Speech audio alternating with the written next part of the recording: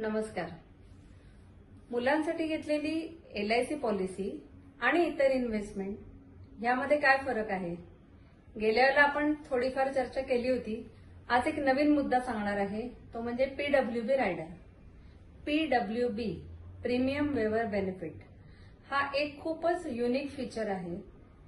समजा तुम्ही तुमच्या मुलाची एखादी दुसरी गुंतवणूक केली असेल, सुकन्या समृद्धी असेल किंवा तुम्ही म्युच्युअल फंडमध्ये टाकत असाल आणि 15 ते 20 वर्षासाठी ही इन्व्हेस्टमेंट आहे आणि दुर्दैवाने 5व्या वर्षी पॉलिसीचे पैसे भरणारी व्यक्ती, प्रपोजर म्हणजे पालक जो पैसे भरतोय त्याचा जर मृत्यू झाला तर ते 5 वर्षाचे पैसे आणि त्याच्यात झालेली थोडीफार वाढ हे तुम्हाला परत मिळत असतात.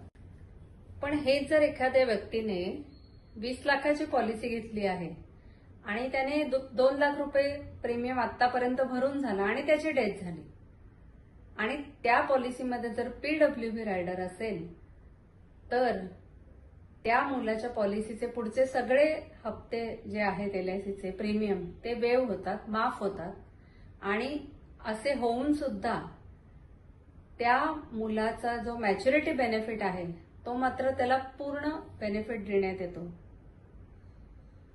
तर तुम्ही मला सांगा की इन्शुरन्स, इन्व्हेस्टमेंट शिवाय मुलाचं फ्युचर सिक्युअर करण्याच्या दृष्टीने यापेक्षा अधिक चांगला पर्याय काय असू शकतो?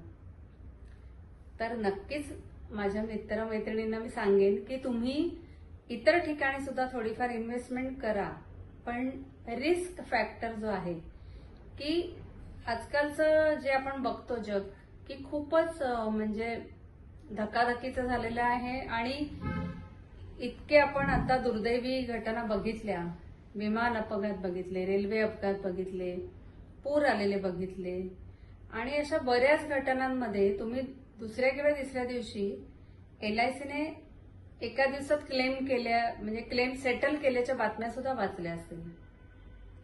तर अशा वेळेला आपल्या मुलांच्या भविष्यासाठी उद्या आपण जर नसलो तर ते कुठून प्रीमियम भरतील किंवा फॅमिली जी आपली आहे आपल्या मागे राहणारी त्यांना प्रीमियम भरणं, त्या मुलांच्या शाळेचा अभ्यासाचा खर्च आणि इतर खर्च हे सगळं शक्य होणार आहे का हा विचार करा आणि PWB रायडर असलेली पॉलिसी नक्की घ्या.